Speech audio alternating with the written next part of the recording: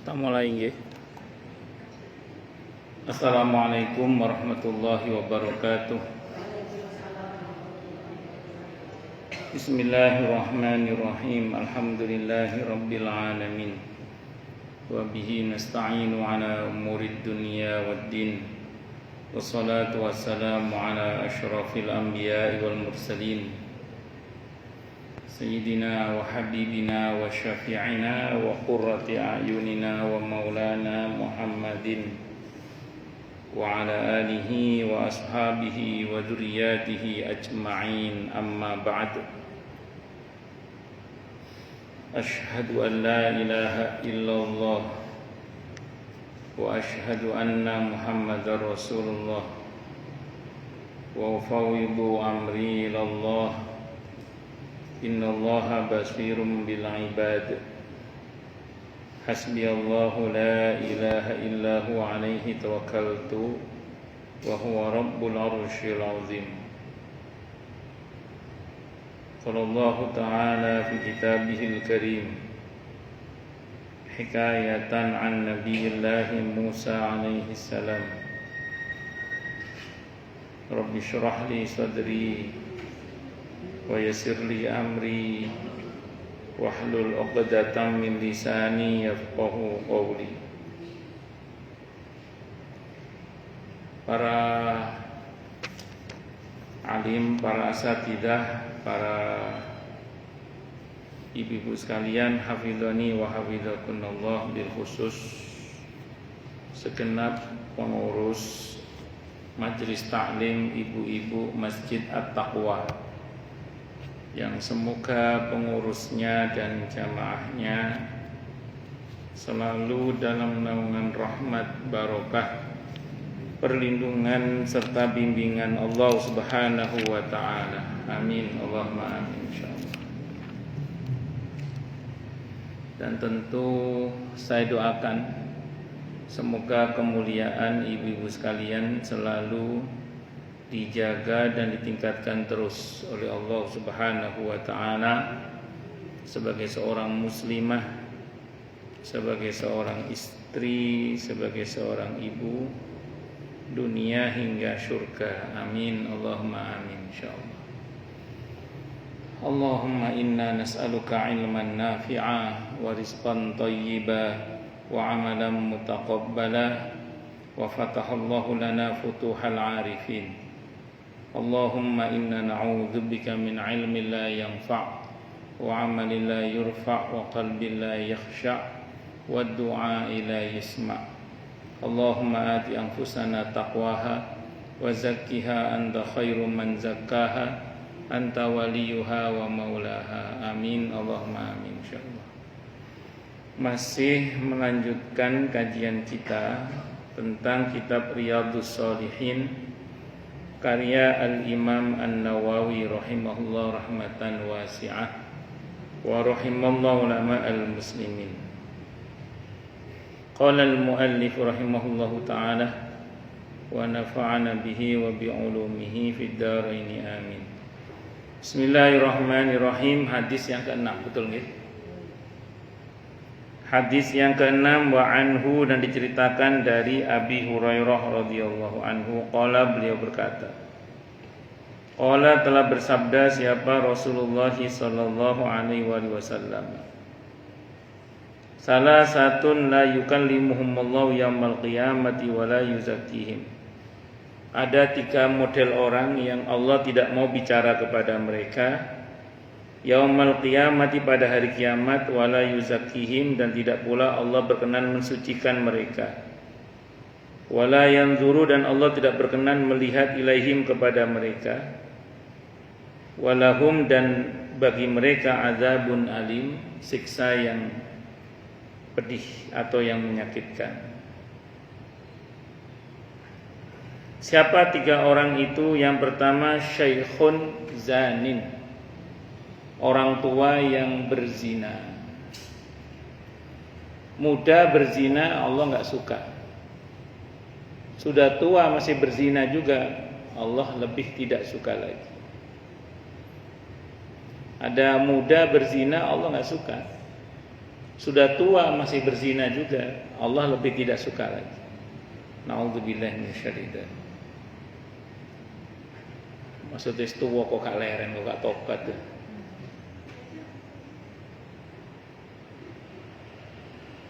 Wa malikun kadzabun, dan raja atau pemimpin atau penguasa yang pendusta atau pembohong. Satu orang pembohong Allah nggak suka. Lebih nggak suka lagi kalau penguasa yang pembohong. Sederhananya gini, Bu. Kalau perorangan yang bohong, yang dibohongi paling 1-2 orang. Tapi kalau yang bohong Pak RT, se-RT bisa dibohongi itu. Yang kalau yang bohong Pak RW, se-RW bisa dibohong. Kalau yang bohong Pak Lurah, sekelurahan bisa dibohong. Kalau yang bohong Pak Camat, sekecamatan yang bisa dibohong. Kalau yang bohong wali kota, sekota madya dibohong. Kalau yang bohong gubernur, seprovinsi. Teruskan sendiri. Ya pokoknya semakin dia punya kekuasaan. Kalau bohong, potensi yang kena bohongi berapa? Banyak, gitu aja. Pantas Bu kalau Allah itu marah banget kepada seorang pemimpin yang pembohong. Karena yang dibohong nggak 1-2 orang, bisa sewilayahnya, sesuai dengan kadar wilayahnya. Na'udzubillah min syarri dzalik. Dan yang ketiga, wa'ailun mustakbir, orang yang miskin tapi sombong. Kaya sombong Allah nggak suka. Wis melarat sombong pisan. Itu Allah juga lebih nggak suka lagi. Saya dulu pernah membayangkan, piye toh melarat sombong piye? Gini. Kalau kaya sombong itu sih sumbut lah, ada yang disombongkan ada. Miskin sombong itu mesti ngarang itu. Minggir. Udah miskin sombong pasti napa? Ngarang, double itu. Udah bohong ya sombong juga. Dan yang pasti memang beda Bu, ini harus saya jelaskan. Beda antara orang yang miskin yang menjaga kehormatannya dengan tidak meminta, dengan orang yang miskin yang sombong, gengsi, sombong. Itu beda. Bedanya di mana? Begini. Ada orang itu yang Allah gambarkan dalam Al-Qur'an di surah Al-Baqarah 273 itu. Karena sibuk berjuang di jalan Allah sampai tidak berkesempatan mencari penghidupan, akhirnya dia kekurangan. Dia tidak mau menampakkan kekurangannya karena dia nggak mau dikasihani makhluk. Dia maunya dikasihani oleh Allah saja. Sehingga orang yang nggak tahu mengiranya dia orang yang berkecukupan. Karena dia tidak pasang wajah inga-ingi. Jadi dia tidak memasang wajah memelas kepada orang lain. Dia tidak menampakkan kesedihannya. Kenapa? Karena dia nggak mau dikasihani makhluk. Cukup bagi dia Allah saja. Tadi dikatakan dalam ayat itu orang yang nggak ngerti dikira orang itu berkecukupan. Kecuali orang-orang yang mengenalnya. Dia tidak meminta kepada manusia secara memaksa. Jadi kalaupun dia terpaksa minta, itu tidak maksa mintanya. Kalaupun terpaksa meminta. Jadi meminta itu bukan jadi profesi. Meminta itu hanya kalau terpaksa saja. Dan memintanya tidak memaksa. Jadi taruhlah misalnya saking kepepetnya terpaksa ngomong, Bu, mohon maaf ya, saya lagi butuh duit nih, boleh pinjem duit enggak? Atau, waduh, saya mohon maaf ini untuk anak mau sekolah. Saya kalau sekiranya boleh mau pinjem uang atau minta uang apa terserah bahasanya, tapi tidak maksa. Ketika orang mengatakan, aduh Mbak maaf ya saya belum bisa bantu, oh ya nggak apa-apa, mohon maaf saya ganggu, terus dia pergi, nggak maksa. Kan ada orang yang maksa, Bu pinjam duitnya dong. Aduh maaf saya belum bisa. Masa sih nggak bisa? Iya lagi ada perlu. Kan kemarin habis buat jual mobil misalnya. Maksa terus sampai ke dapurnya dipaksa terus. Yang model gitu nggak masuk dalam ayat ini. Yang masuk dalam ayat tadi itu yang nggak maksa. La yas'alunan nasa ilhafa. Kalaupun terpaksa dia mintanya tidak memaksa. Ini dipuji oleh Allah orang seperti ini. Dipuji. Al-Baqarah ayat 273. Tapi kalau miskin sombong itu, dia itu dia miskin dan dia sombong sehingga karenanya kemudian dia mengarang-arang cerita bahwa seolah dia itu orang yang berkecukupan. Ujungnya kadang ya sama mirip. Ada uang nggak? Suamiku lagi belum gajian ini. Padahal tidak pernah gajian suaminya misalnya. Nanti ujung-ujungnya itu nipu juga itu ujungnya. Saudaraku sana itu miliarder. Dulure miliarder, dia kan dudu miliarder. Misal, pokoknya pasti ngarang-ngarang cerita itu. Orang miskin sombong pasti ngarang-ngarang cerita. Ujungnya sama, golek duit pisan. Ujungnya yang nipu-nipu juga kadang. Dan orang seperti ini kadang sulit ditolong. Karena kesombongannya itu. Iya, karena kesombongannya itu.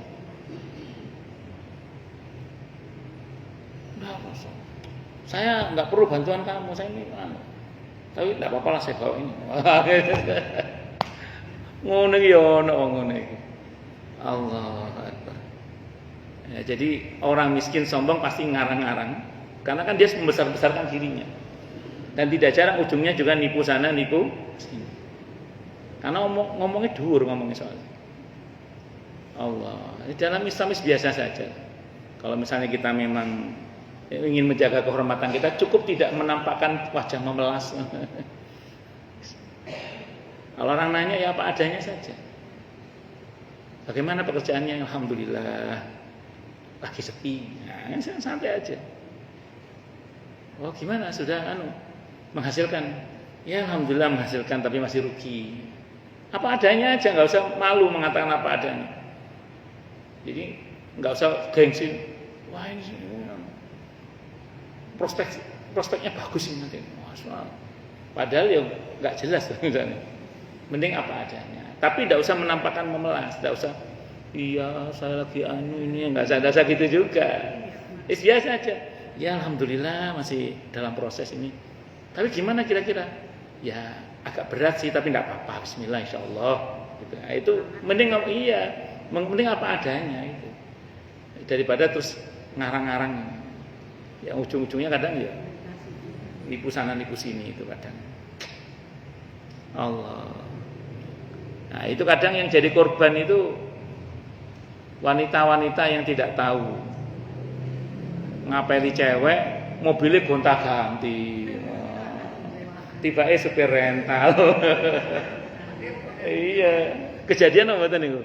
Kejadian loh itu. Iya, kejadian itu. Ngapeli sandale nyele. Iya, kenapa galih ini? Oh, gagah tapi nyele. Oh, nggih. Galih namanya ya, gagah tapi nyele. Kalau di Surabaya, dulu zaman saya masih Surabaya, itu ada guyonan gini. Kelambi nyele gaya, sendal nyele gaya gitu. Topi nyele gaya gitu. Nah, ya ngerti kan? Jadi baju dapat pinjem gaya. Baju dapat pinjem gaya. Bahasa Jawanya nyileh, pinjem itu nyileh gitu loh. Makanya orang Jawa Timur dulu saya waktu di Surabaya, guyonan teman-teman saya masih mahasiswa itu, serba nyileh itu, halah sendal nyileh gaya. Akhirnya dinyanyikan itu. Sendal nyileh gaya. Baju nyileh gaya gitu. Topi nyileh gaya. Jam tangan nyileh gaya. Loh itu sebagian buaya darat itu. Itu kan ngapeli cewek itu ganti-ganti mobil. hari ini merek ini pun diganti. Wong sing nggak ngerti pada masa sekarang udah banyak kebongkar. Dulu orang nggak ngerti, weh, wong soge, mobilnya ganti-ganti. Ternyata sopir zaman itu belum ada online, zaman itu sopir rental. Ya Allah, itu kejadian begitu itu. Wah, ada kenalan sama cewek itu. Nah ini contoh miskin sombong tadi itu, kenalan. Kerja di mana, Mas? Wah, saya kerja di Polda. Wah, hebat. Iya. Sebagai apa? Tukang parkir. Masih jujur mending, masih jujur. Allahu Akbar. Kan kerja di Polda. Sebagai apa? Tukang parkir. Dan lumayan ada merek Poldanya. Tapi itu masih mending ngaku gitu. Ada yang enggak ngaku itu ya ada. Allahu Akbar. Itu contoh miskin tapi nopo sombong ngoten niku wis ngoten. Tapi kalau menjaga kehormatan enggak apa-apa. Kalau menjaga kehormatan enggak apa-apa. Bukan dalam konteks sombong, tapi memang dia tidak berharap dibelas kasihani makhluk. Dia berharap Allah saja. Ini tengah masih kosong, monggo. Saya sudah jinak kok, tenang aja.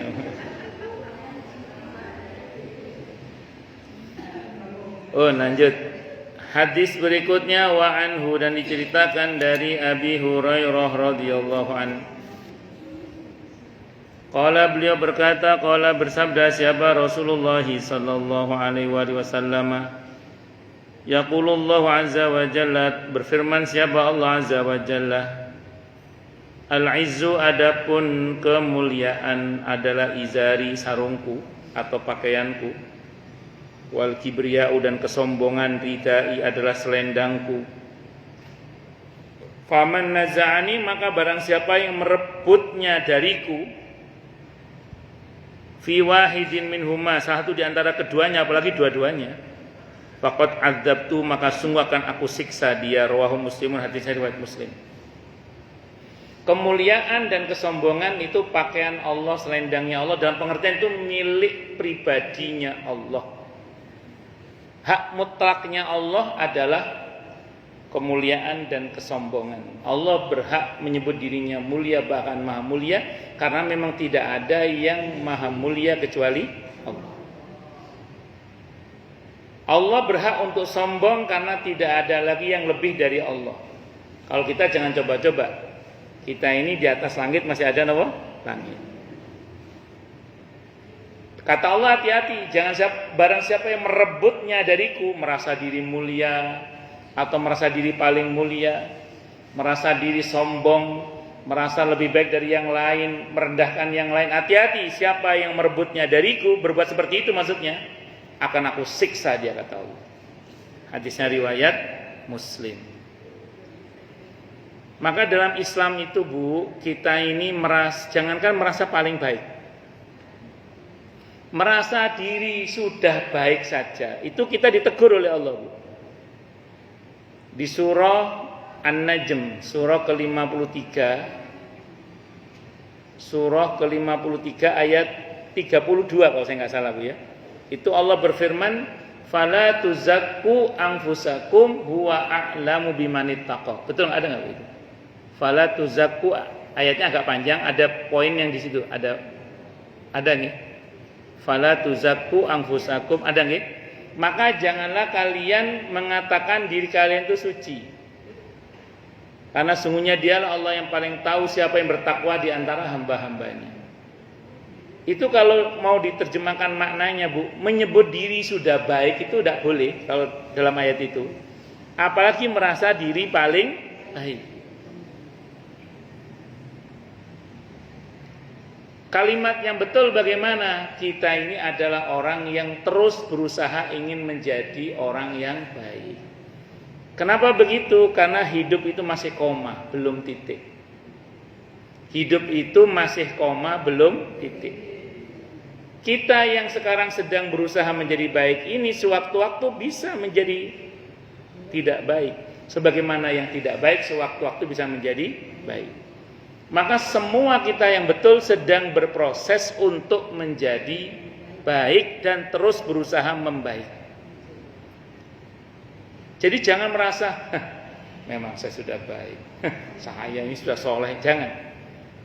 Apalagi merasa paling, terus menganggap yang lain tidak lebih baik dari kita, itu sudah merupakan kesombongan. Allahu Akbar. Makanya kemarin kata Ibnu Umar radhiyallahu anhu, beliau mengatakan kerendahan hati itu adalah ketika engkau keluar rumah, engkau tidak merasa lebih baik dari yang lain. Itu namanya rendah hati, tidak takabur namanya. Berarti kalau kita masih merasa lebih baik dari orang lain, berarti kita masih takabur dalam masalah ini. Bisa dimengerti ya? Nah, itu diantaranya. Allahu Akbar. Makanya jangan sampai kita merasa sudah baik, tapi merasalah bahwa kita ini terus berproses untuk menjadi orang yang baik dan berusaha untuk menjadi lebih baik terus. Karena hidup itu masih koma, belum titik.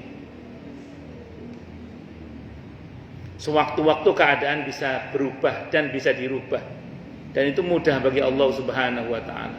Makanya kita ini terus berdoa, ya muqallibal qulub, tsabbit qalbi ala dinik.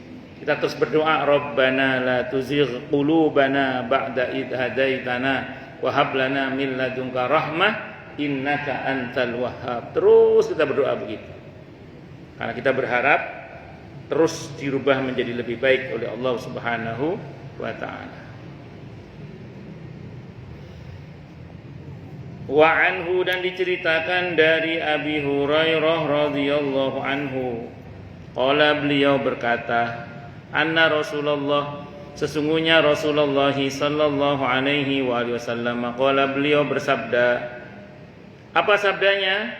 Bainama rajulun, ketika ada seseorang yamsi, yang dia berjalan, fi hullatin, dengan memakai perhiasan, tu'jibuhu nafsuhu, yang membuat bangga dirinya, murajjilun ra'sahu, dan menyisir rambutnya. Jadi ada orang laki-laki berjalan dengan memakai perhiasan dan bersisir rambut, dan ia mengherani mengagumi dirinya sendiri dengan penuh kesombongan di dalam perjalanannya itu. Jadi murajjilun ra'sahu. Yahtalu fi misyatihi in khasafallahu bihi fa huwa yatajaljalu fil ardi ila yaumil qiyamah. Waduh, dia ujub, bangga diri, menganggap dirinya itu hebat, ganteng atau cantik atau apa. Kemudian tiba-tiba Allah menyiksanya, yaitu ia selalu timbul tenggelam di permukaan bumi sampai hari kiamat. Hadisnya riwayat Bukhari dan Muslim. Kalau saya nggak salah ini tentang Qarun. Kalau nggak salah ini ya tentang Qarun. Kalau nggak salah ini tentang apa? Qarun. Yang akhirnya matinya tenggelam oleh bumi itu. Yang nanti hartanya Qarun itu timbul tenggelam. Nah, kadang kalau ada orang nemu harta no Qarun. La'ala shawab ya, kalau saya tidak salah ini tentang Qarun. Tapi terlepas dari siapa yang dibicarakan di dalam hadis ini, tampil ujub, bangga diri, itu dalam Islam terlarang. Karena itu embrio dari kesombongan yang menyebabkan nanti orang merendahkan orang lain. Contoh. Ada orang, saya ulang ya, titik tekannya pada ujub, bangga diri ya. Bukan soal tampilannya yang bagus ya. Saya ulang, bukan soal tampilannya yang bagus. Bukan soal nyisirnya tadi, bukan soal itu. Kalau soal nyisirnya, saya kemana-mana juga bawa sisir. Terutama kalau pas rambut saya gondrong. Bukan itu intinya. Intinya terletak pada sikap ujubnya, bangga dirinya. Karena di hadis yang kemarin kita bahas, ada sahabat Nabi yang penampilannya serba mewah, pakaiannya branded lah kalau bahasa kita. Ketika dicela oleh sebagian orang mengatakan dia sombong, ya Rasulullah pakaiannya branded. Kata Nabi, enggak. Allahul jamil wa yuhibbul jamal. Allah itu indah dan menyukai keindahan. Innamal kibru batrul haq, yang namanya sombong itu adalah menolak kebenaran. Jadi bukan soal baju yang bermerek, bukan soal sendal yang bermerek, bukan. Tapi lebih kepada sikap hati sebenarnya sombong itu. Nah, ini berkaitan dengan sikap hati itu. Yang didukung dengan penampilan yang mewah, tapi titik tekannya bukan pada mewahnya, tapi pada sikap ujubnya. Ini kita bicara ujub dulu. Ujub itu bangga diri. Jadi dia memuji dirinya sendiri itu, membesar-besarkan dirinya sendiri, itu namanya ujub. Bangga diri itu namanya ujub. Sehingga kemudian dampaknya ini kalau keterusan, lama-lama dia akan merasa lebih baik daripada yang lain, dan puncaknya merendahkan orang lain serta menolak kebenaran yang datang dari orang lain yang menurut dia itu lebih rendah daripada dia. Nah, ini bahayanya ujub itu. Nah, hari ini Bu, saya baca di medsos itu ada banyak kalimat-kalimat yang kata orang sekarang namanya kalimat afirmasi. Untuk membesarkan diri itu dengan mengatakan di status beberapa jamaah ada itu, saya baca itu. Di IG, terutama di IG yang saya lihat itu, statusnya. Terima kasih diriku. Kamu hebat, kamu kuat. Terima kasih diriku, kamu orang baik. Kamu orang yang, pokoknya dia puji-puji dirinya itu. Katanya itu kalimat afirmasi. Afirmasi supaya apa itu? Saya nggak ngerti bahasanya apa, bahasa orang sekarang. Sekilas kayak bener itu ya. Kalau pakai timbangan agama itu salah. Karena itu ujub namanya, bangga diri. Kamu baik, terima kasih diriku, kamu orang kuat, kamu orang baik, kamu orang hebat. Ada begitu itu. Itu kalimat-kalimat ujub, bangga diri. Kalau dalam Islam itu namanya penyakit, bukan obat itu. Itu bukan afirmasi yang dikehendaki dalam Islam, bukan begitu. Yang betul bagaimana Ustaz? Ini kalimat yang betul, kalimatnya betul. Alhamdulillah ya Allah, telah Engkau kuatkan diri ini. Alhamdulillah wa masya Allah, ya Allah, terima kasih Allah, telah Engkau jadikan diri ini hingga detik ini menjadi pribadi yang berusaha untuk menjadi pribadi yang baik. Alhamdulillah ya Allah, telah Engkau jadikan diri ini. Jadi yang kita sebut adalah Allah, yang kita puji adalah Allah, bukan diri sendiri. Untuk diri kita bersyukur karena hingga detik ini kita masih dikuatkan oleh Allah, masih diistiqomahkan oleh Allah, masih dibaikkan oleh Allah. Bisa dipahami ya? Karena ingat rumusnya, kita itu baik karena dibaikkan oleh Allah, kita itu hebat karena dihebatkan oleh Allah, bahkan kita ini ada karena diadakan oleh Allah. Jelas nggih? Jadi kalimat afirmasinya diganti nanti. Jadi jangan terus terima kasih diriku gitu. Kau orang baik, kau orang hebat. Itu namanya memuji diri sendiri. Bahasanya anak sekarang narsis itu namanya. Ya. Yang betul itu adalah bersyukur pada Allah. Alhamdulillah, masya Allah, terima kasih ya Allah. Hingga detik ini Kau jadikan hamba ini kuat menghadapi kenyataan. Alhamdulillah, masya Allah, terima kasih ya Allah. Hingga detik ini Engkau jadikan hamba masih istiqomah, dan semoga terus istiqomah dalam kebaikan yang Kau ridhoi ya Allah. Alhamdulillah, masya Allah ya Allah, terima kasih ya Allah. Hingga detik ini bla bla bla bla. Titik tekannya bersyukur kepada Allah, memandang keadaan kita sebagai anugerah dari Allah yang dikuatkan syukurnya kepada Allah. Paham mboten? Kalau itu yang kita lakukan, itu yang benar namanya. Paham nggih? Nah, itu seperti itu. Oh, Ustaz, kadang gimana namanya manusia? Kan kadang kita itu ya muncul muji diri sendiri itu. Lihat postingan IG, kata ya keren juga saya. misalnya. Lah kan sebagai manusia kan tidak masalah asal segera disadari dan segera dikoreksi. Begitu, astagfirullah. Alhamdulillah ya Allah, alhamdulillah. Jadi yang tadinya mau tepuk dada menjadi dirubah menjadi syukur gitu loh. Dan hidup itu memang begitu. Dan tidak ada henti-hentinya kita terus begitu sampai kita menghadap kepada Allah Subhanahu wa taala. Kan saya sering sampaikan di sini. Tidak ada orang yang lurus terus itu tidak ada. Pasti ada, kecuali Nabi dan Rasul ya. Kecuali orang-orang yang dirahmati oleh Allah. Prinsipnya kadang lurus, ya ada bengkoknya juga. Yang penting begitu bengkok diluruskan kembali. Tidak ada orang yang tidak putus itu. Kadang ya ada putusnya juga. Orang itu ada mual-mualnya, muales-mualesnya itu. Yang penting putus sambung lagi, jatuh bangun lagi, kan seperti itu. Kotor mandi lagi, terus gitu aja. Sehingga saya sering contohkan dalam kehidupan sehari-hari kita itu. Kita ini pagi tadi mandi. Sore nanti dekil tuh ya. Mandi lagi. Kenapa? Karena kita butuh bersih. Itu kita pas mandi sore itu tahu besok pagi dekil lagi. Tapi kita ya mandi lagi. Kenapa? Karena kita butuh bersih. Lantai rumah yang kita sapu, kita pel, itu kita dengan kesadaran penuh nanti ya kotor lagi lantai itu. Tapi kenapa kita terus sapu, pel terus? Karena kita butuh bersih. Itulah kita manusia yang ada potensi bersih kotor, bersih kotor, bersih. Yang penting kita jangan pernah capek membersihkan diri kita. Paling tidak kalau kita terus mandi kan gak jadi penyakit gitu loh maksudnya itu. Kalau gak pernah mandi rawan jadi penyakit. Maka selama kita sadar kembali terus gitu, insya Allah masih aman. Makanya perjalanan menuju kepada Allah itu digambarkan oleh Al-Quran dengan istilah aqobah. Aqobah itu jalan naik. Yang pernah trekking atau pendakian itu pasti ya namanya naik itu kan kadang ya ada capek-capeknya, kadang ada kepleset-keplesetnya kadang.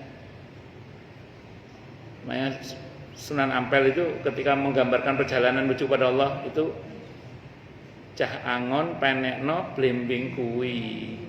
Lunyu penekno kanggo mbasuh dodotira. Licin kadang kalau pas hujan kan licin. Tapi terus enggak ada pilihan, hidup memang begitu. Dan dunia memang tempatnya capek, karenanya enggak usah mengeluh karena capek. Nggih. Oh, ini hati-hati ya, jangan sampai afirmasinya ujub bangga diri nggih. Afirmasinya syukur saja. Syukur, kita kuatkan diri kita dengan syukur kepada Allah, bukan dengan ujub. Ujub itu tidak menguatkan. Ujub itu penyakit kalau dalam Islam itu. Jadi ujub bangga diri itu apa tadi? Penyakit. Bangga diri itu penyakit, bukan obat itu. Jadi afirmasi ke diri itu kalimatnya harusnya kalimat syukur kepada Allah, fokus pada pengakuan akan nikmat dan anugerah dari Allah, fokus pada bersyukur kepada Allah, bukan sibuk membanggakan diri. Membanggakan diri itu prinsipnya adalah penyakit kalau di dalam Islam. Itu alih-alih sehat kejiwaan kita malah nggak sehat itu sebenarnya. Karena orang itu nanti kalau biasa mengafirmasi dirinya dengan kalimat-kalimat ujub yang bangga diri itu, ada masa di mana ketika tidak ada orang yang mengapresiasi kebaikannya, dia nggak terima. Akhirnya nggak ikhlas. Kalau nggak ikhlas, ya Allah nggak ridho kan. Makanya hati-hati itu. Ujungnya bisa kemana-mana itu ujungnya nanti. Itu seperti itu. Bon. Wa an Salamah bin Al-Aqwa, diceritakan dari Salamah ibn Al-Aqwa radhiyallahu anhu.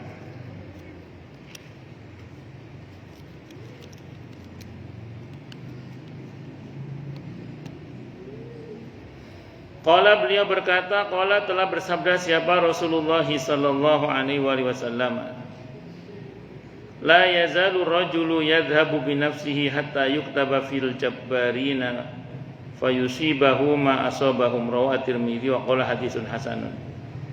Hadisnya dari at-Tirmidzi, hadis hasan. Seseorang itu senantiasa membanggakan dan menyombongkan dirinya sehingga dia dicatat dalam golongan orang yang kejam, lagi sombong. Kemudian dia tertimpa apa yang biasa menimpa mereka. Jadi bermula dari ujub bangga diri, lama-lama sombong, lama-lama jadi orang zalim, lama-lama. Awalnya memuji diri sendiri, lama-lama merasa lebih baik daripada orang lain, lama-lama merendahkan orang lain. Dan ini kadang penyakit hati yang tidak disadari. Karena sering saya sampaikan di sini bahwa kalau penyakit fisik itu seringkali orang lain tidak tahu karena yang merasakan sakit adalah yang sakit. Bu Dapri ngomong sama saya, Pak Ustadz saya sakit. Oh, saya baru tahu Bu Dapri sakit setelah beliau ngomong. Kalau beliau nggak ngomong, ya saya tidak tahu. Oh, beliau nggak ngomong, fisik soalnya. Tapi kalau penyakit hati, seringkali yang tahu terlebih dahulu itu adalah orang lain. Karena yang sakit kadang tidak menyadari kalau dirinya sakit. Sehingga kadang temennya ngomong, Bu, kok tumben kamu sekarang ngomongnya tinggi banget sih? Bu, sekarang ngomong kok jadi sengak gitu, gimana sih kamu ini? Kadang kita tuh ngomong tinggi tuh nggak sadar, sampai orang tua ngingetin, nak, jangan tinggi-tinggi ngomongnya, nanti takut kesamplok pesawat mulutmu loh. Kesamplok pesawat itu terserempet pesawat. Nah begini ini kan kadang orang nggak sadar. Begitu orang lain ngomong baru tersadar, itu kalau mau sadar. Yang repot kalau sudah nggak sadar. Kenapa? Karena dia salah, nggak ngerasa salah, celakanya merasa benar. Itu kalau bahasa Al-Qur'annya gimana itu? Wa idza qila lahum la tufsidu fil ardi qalu innama nahnu muslihun. Ala innahum humul mufsiduna walakin la yash'urun. Dan apabila dikatakan kepada mereka janganlah berbuat kerusakan, jawabannya apa? Enggak kok, kita berbuat kebaikan. Apa kata Allah? Ketahuilah, mereka adalah orang yang berbuat kerusakan tapi tidak merasa salah, enggak ngerasa salah, celakanya merasa benar. Itu yang kalau kata Hasan Al-Basri rahimahullah, orang seperti itu iblis sewenang banget. Kenapa kok sewenang?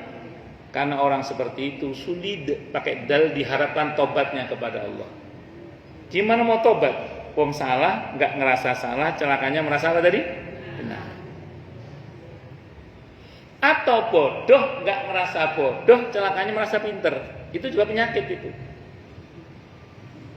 Wa idza qila lahum aminu kama amanan nasu qalu anu'minu kama amanas sufaha. Ala innahum humus sufaha walakin la ya'lamun.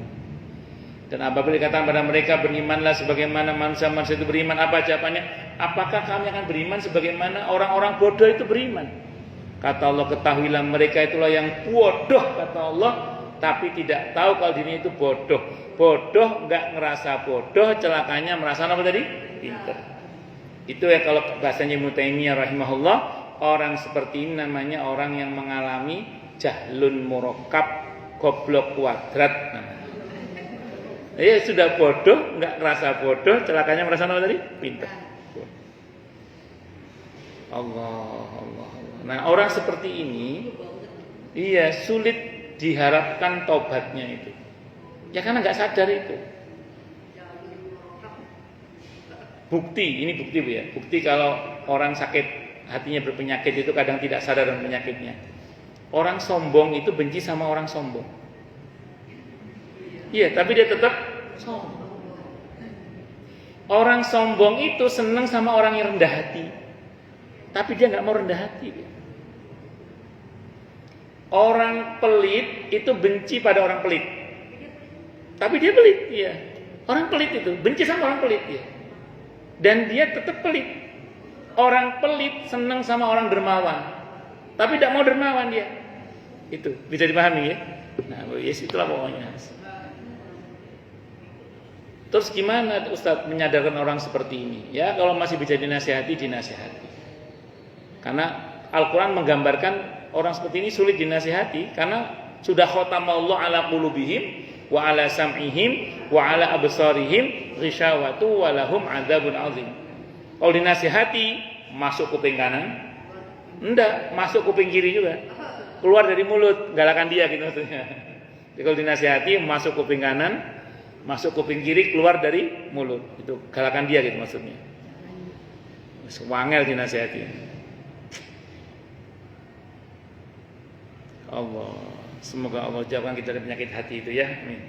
Semoga hati kita Allah sehatkan. Amin. Lahir batin kita Allah sehatkan. Amin. Allah sehat wal afiat. Amin Allahumma amin.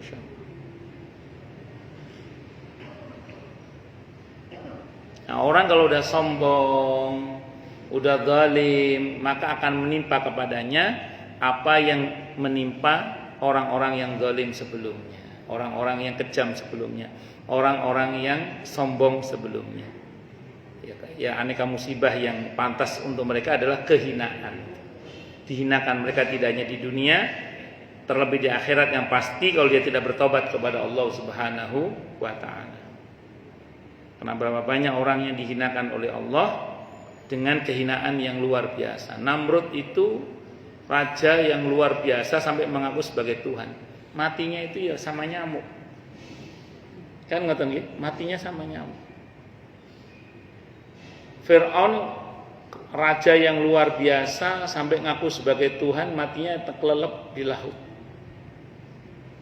Kalau Allah berkehendak itu nggak ada yang sulit. Korun begitu kaya rayanya, matinya ditelan bumi. Allah. Dan Allah punya cara sendiri untuk menghinakan seseorang itu. Dan berapa banyak orang yang dihinakan dengan jabatannya, dengan hartanya. Allah. Bahkan ada beberapa orang itu ketika menjabat itu seperti menaiki binatang buas. Dia nggak berani turun karena takut dicaplok oleh jabatannya. Nah, itu ada.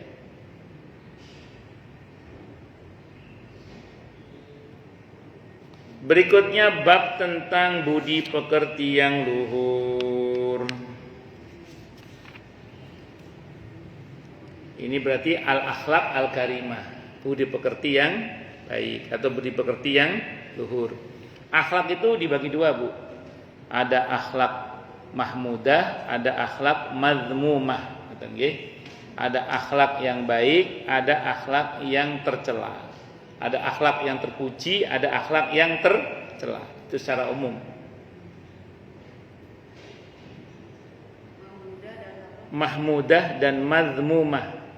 Kalau akhlak mahmudah, akhlak yang terpuji. Kalau akhlak mazmumah, itu akhlak yang tercela. Jadi kata akhlak itu masih netral, Bu. Bisa baik, bisa buruk. Yang betul jangan jadilah anak yang berakhlak, jangan cuma gitu. Jadilah anak yang berakhlak karimah, yang berakhlak mulia, jangan berakhlak mazmumah atau tercela tadi. Jadi kata berakhlak itu masih netral. Maka BUMN berakhlak itu masih belum pas itu. Yang betul berakhlak karimah ditambah harusnya. Iya saya tahu. Kenapa? Iya bagus itu bukan enggak kepikiran. Iya. Tapi itu kan akhlak itu singkatan ya, singkatan. Kalau mau lengkapnya berakhlak karimah. Singkatannya bagus, kepanjangannya bagus ya. Iya. Kepanjangannya akhlak itu apa, Bu?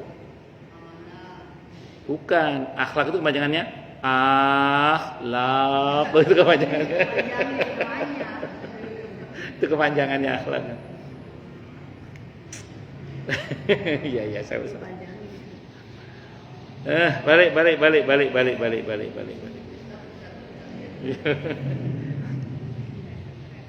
Pun lanjut. Di dalam Islam itu, Bu, ada 3 kurikulum besar. Di dalam Islam ada 3 kurikulum besar yang kalau kita ingin berislam secara sempurna, 3 dasar ini harus kita pelajari dan kita amalkan. Yang pertama akidah, iman, tauhid yang pertama. Yang kedua syariah, hukum. Ketentuan-ketentuan hukum Allah itu syariah yang kedua. Yang ketiga akhlak karimah, budi pekerti yang baik.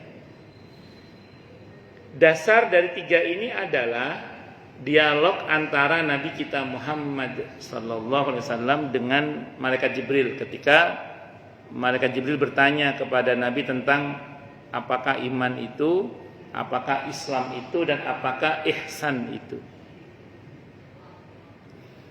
Iman rukun iman, akidah, tauhid. Islam syariah, rukun Islam itu syariah, hukum. Nah, terakhir akidah. Akhlak karimah tentang ihsan itu. Ihsan itu akhlak karimah, ihsan. Akidah penting supaya keberagamaan kita dan keluarga kita tidak rapuh. Karena orang-orang yang bermasalah dalam akidahnya itu dalam praktek keberagamaannya pasti rapuh. Rapuh serapuh rumah laba-laba. Sebagaimana yang Allah gambarkan dalam Al-Quran di surah Al-Ankabut ayat 61 itu.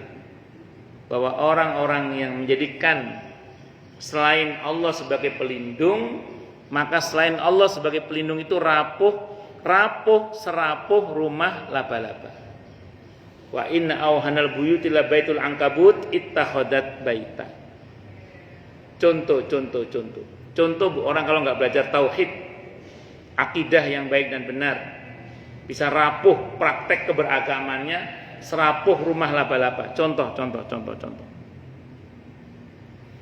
Ini mungkin sering saya contohkan untuk tambah ngingetin aja. Nanti kalau ada contoh yang lain ya enggak apa-apa.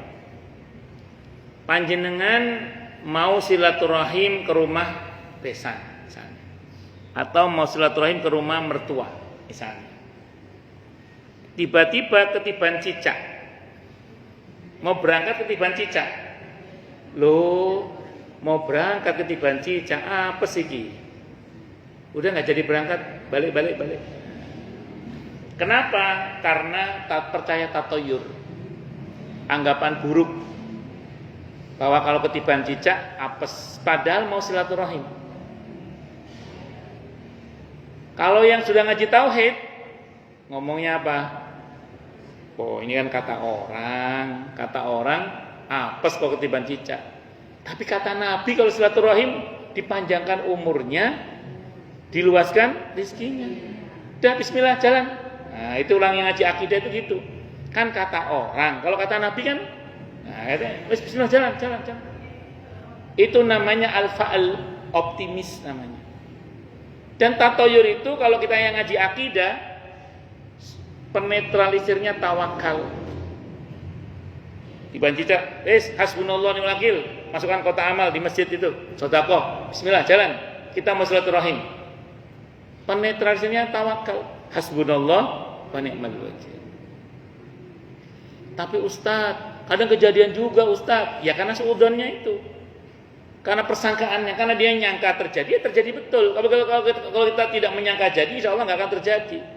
Apalagi kita berharapan baik kepada Allah, apalagi kita serahkan semuanya kepada Allah. Hasbunallah wa ni'mal wakil. Bisa dipahami ya? Tapi tetap harus dibedakan antara mana tatoyur, mana firasat. Kalau firasat, perintah Nabi dalam sebuah hadis At-Tirmidzi di antaranya ada yang mengatakan hadisnya hasan, walaupun ada yang mendhaifkan hadis ini. Bahkan ada juga yang mensahihkan. Jadi sependek yang saya pelajari, ittaqu firasatal mukmin, kata Nabi. Takutlah kalian pada firasatnya seorang mukmin. Fa innahu yanzuru binurillah, karena mukmin itu melihat dengan cahaya Allah. Jadi tolong bedakan antara tatoyur dengan firasat. Nah, ini kalau kita nggak ngaji akidah, nggak ngerti kita ini. Kalau tatoyur kan anggapan buruk. Kalau firasat itu tidak bisa ditipu. Di hati itu ada perasaan tidak enak. Contoh. Tadi mau silaturahim, tiba-tiba, kok perasaan gak enak ya? Aduh, kok gak enak? Ada apa ini? Itu kalau perintah Nabi tidak boleh diabaikan. Udah sih aneh. Kita doa dulu aja, kita sedekah dulu, kita zikir hasbunallah wa ni'mal tawakal. Kok masih enggak tenang juga? Yaudah kita aja. Silaturahim pakai telepon aja dulu, siapa tahu nanti di sana kita enggak tahu ada apa. Itu justru perhatikan kalau yang model begitu. Maka kalau kepikiran anak, kepikiran suami, jangan cuma ditelepon. Jangan cuma video call.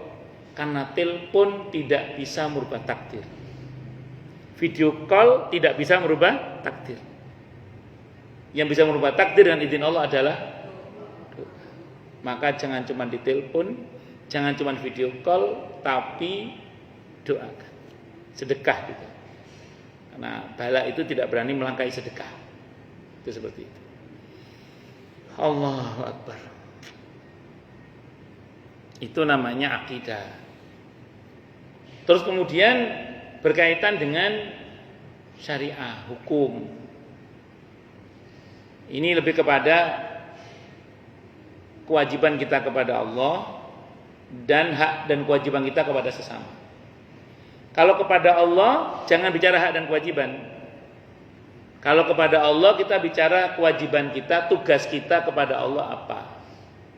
Karena kalau kita ngomong hak kepada Allah, nanti kita seolah-olah punya hak menuntut kepada Allah. Padahal kita tidak punya hak menuntut kepada Allah.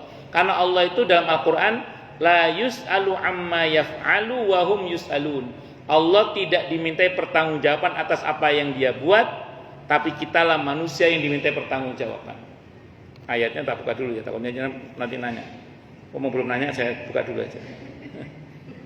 Saya lupa aja. La yus'alu amma yaf'alu wa hum yus'alun.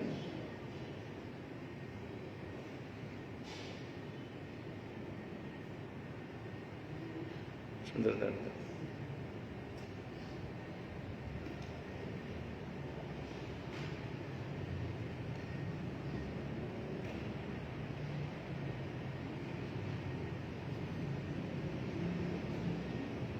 Allah, surah Al-Anbiya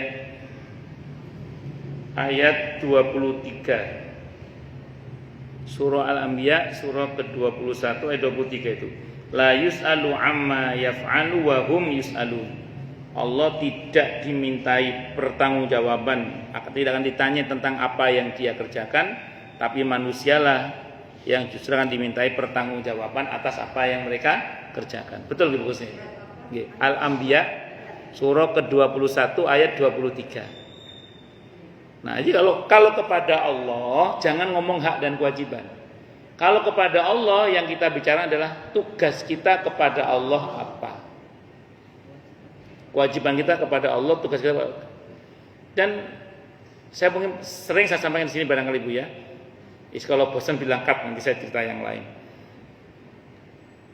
Saham Allah kepada kita itu 100%. Karena bahkan nyawa kita itu milik Allah. Saya ulang ya, saham Allah kepada kita 100%. Dan kita kepada Allah nggak punya saham sama sekali. Jadi punya saham berapa persen terhadap Allah? Nggak punya, kita ini milik Allah. Semua kita ini inna lillahi wa inna ilaihi rajiun. Bu, di perusahaan itu sependek yang saya ketahui, yang boleh ngomong hanya yang punya saham. Yang nggak punya saham, nah, kalau orang Jawa Timur nyebutnya ojo kakean cangkem. Gitu. Jangan banyak cakap. Wis meneng wae, nggak punya saham kok. Yang punya saham yang boleh ngomong. Tapi Allah itu maha baik loh Bu.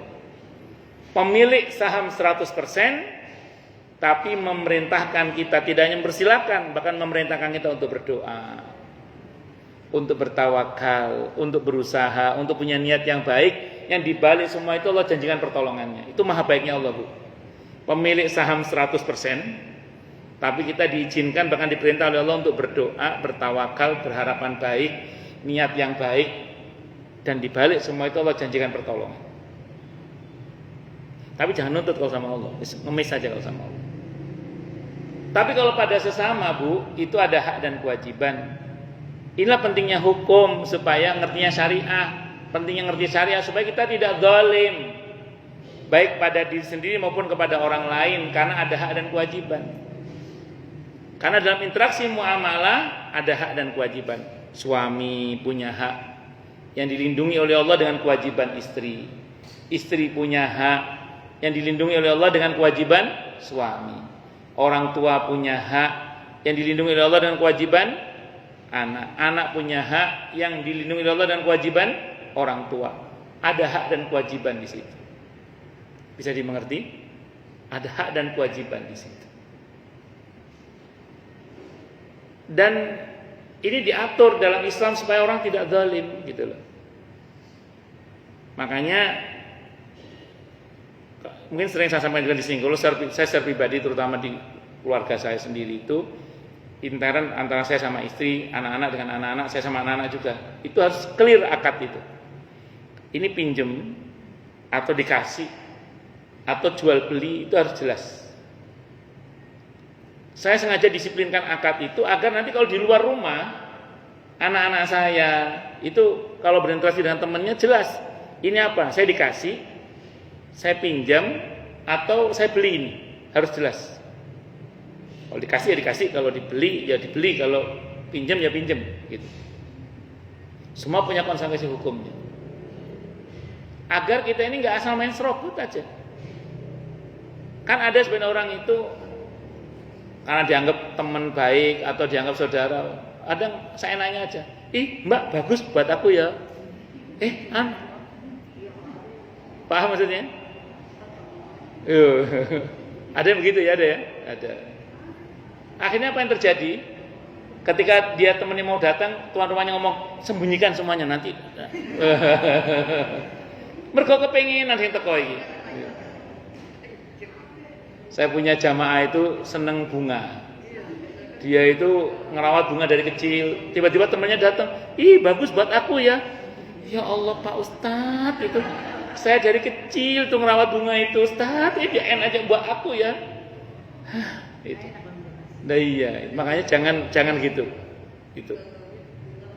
Nah, bisa dipahami ya, biar kita ini ngerti batasan. Saya nggak tahu, pernah nggak jenengan ngalami gini? Mbak, aku pinjam setrikaannya ya, bertetangga gitu. Mbak, aku pinjam setrikaannya. Nanti kalau butuh ambil sendiri. Lo sing nyele sapa sing nyuruh ngambil, paham enggak paham? Pernah ngalami enggak barang kita dipinjam orang terus kita mau ngambil barang kita sampai malu kita itu? Sampai malu. Gara-gara yang pinjam enggak tahu hukum itu. Padahal dalam bab ariyah, pinjam meminjam, itu orang yang meminjam punya kewajiban mengembalikan.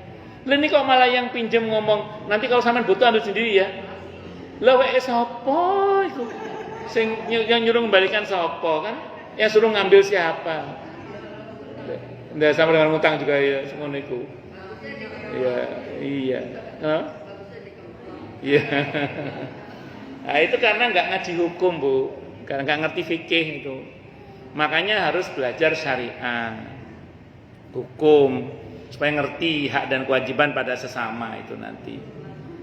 Itu seperti yang ketiga, akhlak karimah. Akhlak karimah ini nanti berkaitan dengan budi pekerti yang baik, yang menjadikan amalan kita itu sempurna nilainya di sisi Allah, Bu. Jadi kalau kita ngomong akhlak itu memang seringkali konsekuensinya pada penyempurnaan nilai, Bu, di hadapan Allah. Contoh gini, Ibu kalau pernah baca dalam hadis kitab Al-Arba'in An-Nawawiyah, itu ada hadis punya gini, Bu. Al-birru husnul khuluq. Kebaikan yang sempurna itu terletak pada baiknya budi pekerti. Baik kepada Allah maupun pada sesama. Kepada Allah contoh gini, Bu, misalnya ada orang sholat. 3 orang sholat berjamaah di shaf pertama, laki-laki. Yang pertama sholat karena dia merasa ini kewajiban. Akhirnya dia sholat, Allahu Akbar. Biasanya kalau hanya karena asal kewajiban, yang penting sudah sholat lah, selesai. Yang kedua, dia sholat di samping tahu itu kewajiban, dia merasa ini saya lagi menghadap pada sama pencipta saya, yang mengatur rezeki saya, masa depan saya, yang mengatur surga neraka saya. Maka dia berusaha untuk bermunajat kepada Allah dengan menjaga akhlak. Yang kedua, dia berusaha untuk khusyuk, berusaha untuk pokoknya komunikasi dengan Allah dengan intens. Yang ketiga, dia sholat juga karena ada mertua di sampingnya.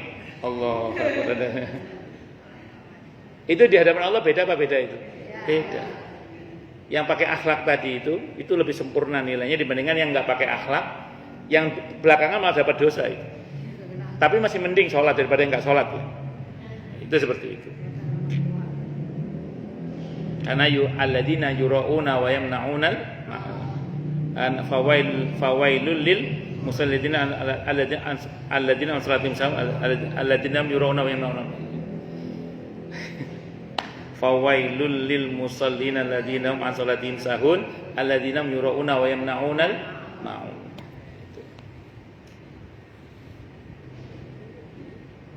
Tapi masih mending sholat daripada enggak sholat. Terus kemudian contoh yang lain kalau muamalah misalnya. Saya sering contohkan anak yatim misalnya, ada anak yatim misalnya. Sini tong, nih buat kamu 10.000. Nah, dikasih 10.000 nih. Udah sana ya, pergi. Dapat pahala enggak ini? Dapat. Karena dia nyantunin anak yatim dapat pahala, dapat. Alhamdulillah dapat. Terus datang lagi anak yatim. Sini. Anaknya siapa? Oh, masya Allah. Jangan patah semangat ya. Semangat belajar ya. Nabi aja yatim jadi orang sukses. Kamu jangan patah semangat. Anak yatim dimuliakan. Ini buat kamu 10.000. Sana semangat ya. Yang kedua. Atau balik lagi. Sini. Ibu kamu masih muda atau tua?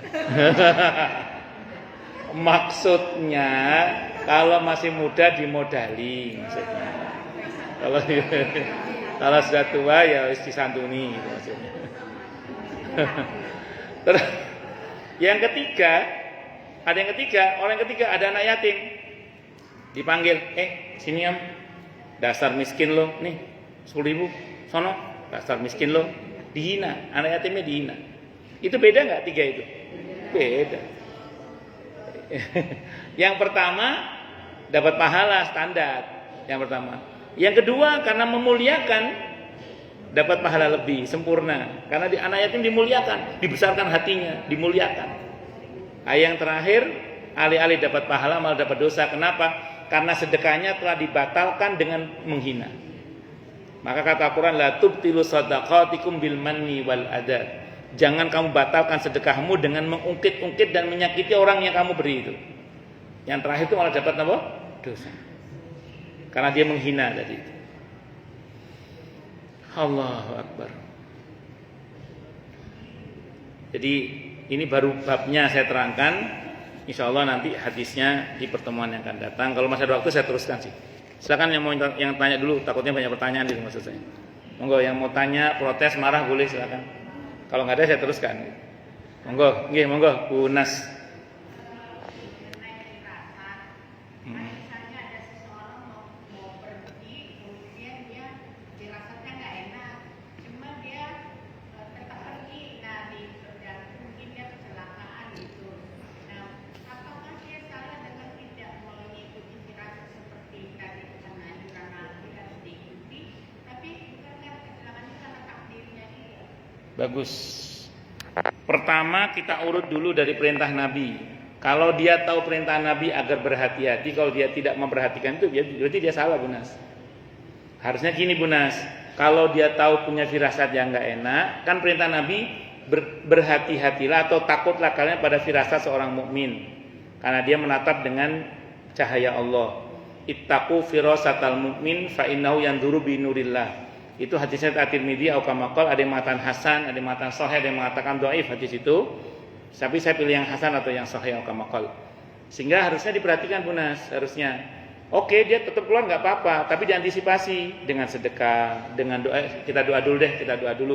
Apa kita baca ayat kursi dulu atau kita baca istighfar dulu atau apalah yang bisa kita baca, Bu Nas. Adapun bismillah kita keluar.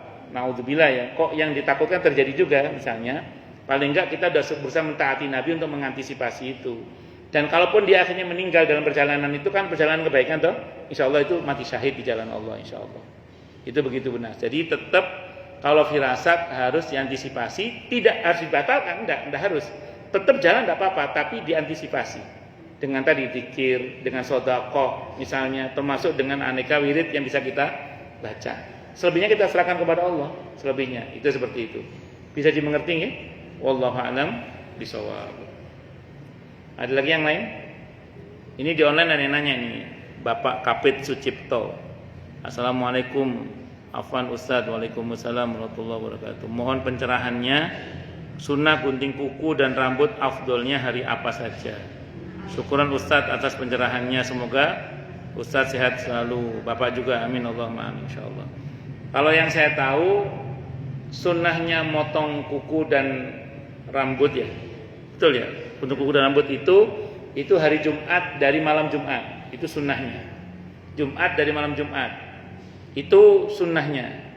Tapi prinsipnya kapan dibutuhkan itu dilakukan, tidak ada masalah. Contoh gini misalnya, nunggu Jumat, ini kuku udah, iya. Karena kan ada model kuku tertentu itu yang cepat panjang, apalagi sampai patah kalau nggak digunting kan khawatirnya sama sakit misalnya. Atau sempatnya potong rambut selain hari Jumat, boleh nggak? Ya nggak apa-apa. Jadi prinsipnya sih Islam itu menghendaki kebersihan dan kerapian. Dan itu bisa kapan saja. Cuman khasnya kesunahan itu pada hari Jumat, terhitung dari Kamis malam Jumat. Wallahu a'lam sampai Jumat asar terakhir. Wallahu a'lam bishawab. Nggih, saya kira itu. Monggo yang lain silakan. Nggih, monggo. Baca salam itu yang dulu kanan ke depan apa langsung ke kanan kiri? Bagus.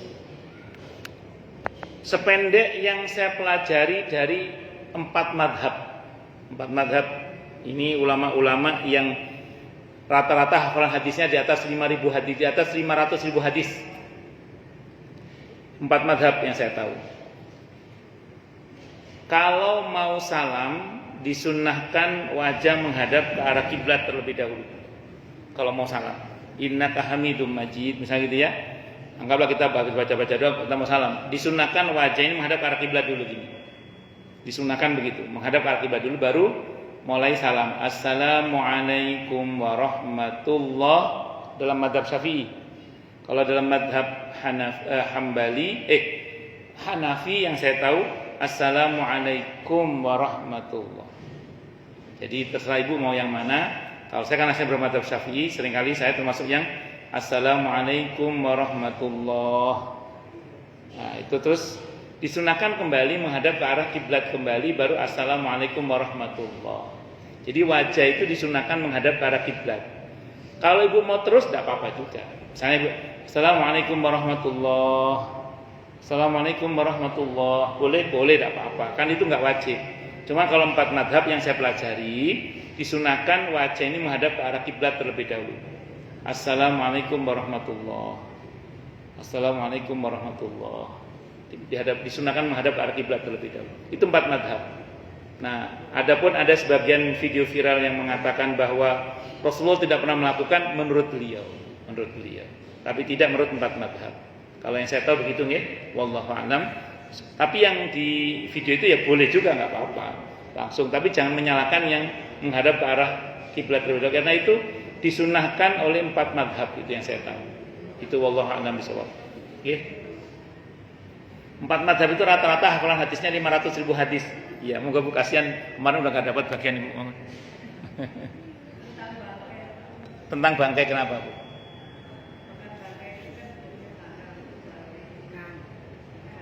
Kenapa? Oh, bangkai semut. Kenapa terus?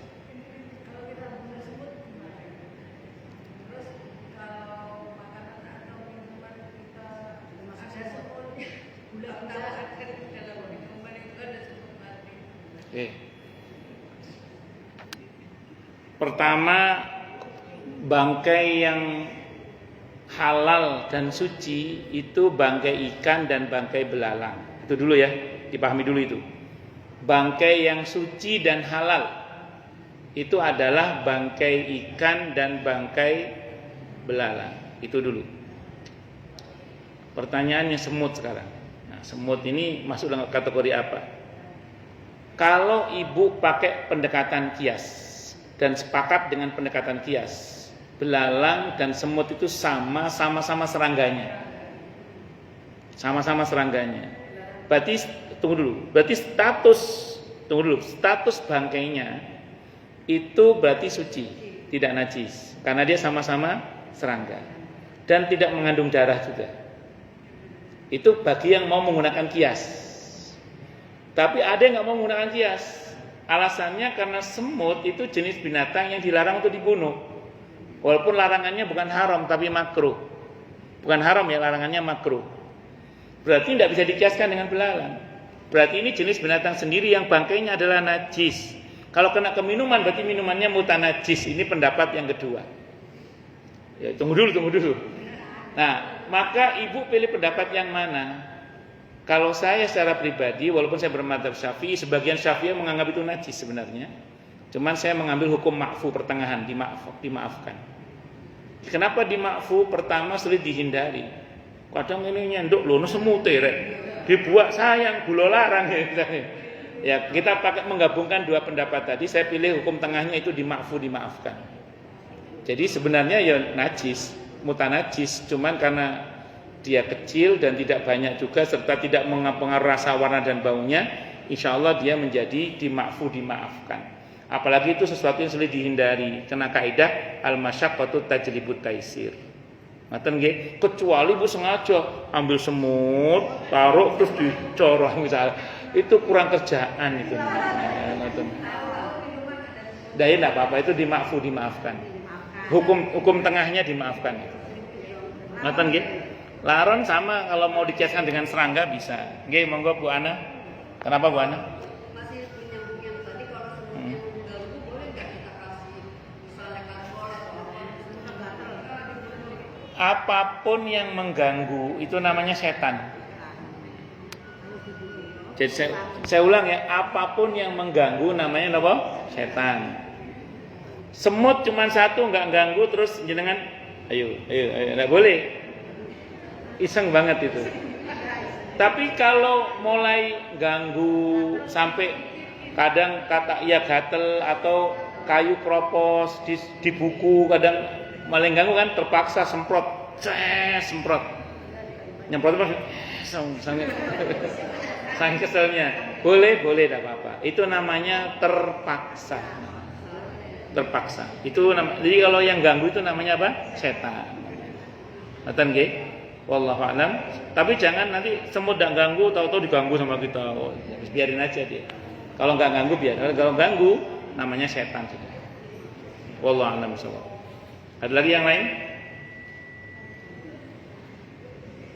Jelas semua? Atau tidak jelas semua? Cukup dulu nggih? Kita tutup dengan hamdalah. Alhamdulillahirabbil alamin. Semoga kajian kita bisa bermanfaat, mubarakah fid dini wad dunya wal akhirah untuk kita, keluarga kita dan seluruh umat Islam semuanya, dan mudah-mudahan kita semua dijadikan oleh Allah sebagai orang-orang yang sukses dunia akhirat, selamat dunia akhirat, bahagia dunia akhirat, dan dipermudah setiap urusan kita oleh Allah fid dini wad dunya wal akhirah. Semoga Allah limpahkan hidayah selalu untuk kita, semoga Allah tingkatkan selalu hidayah untuk kita, dan semoga Allah berikan hidayah untuk siapapun yang melihat kita. Subhanakallahumma bihamdika asyhadu an la ilaha illa anta astaghfiruka wa atubu ilaik. Sallallahu ala Muhammad wa ala alihi wa sahbihi wasallam. Saya mohon maaf. Wassalamualaikum warahmatullahi wabarakatuh.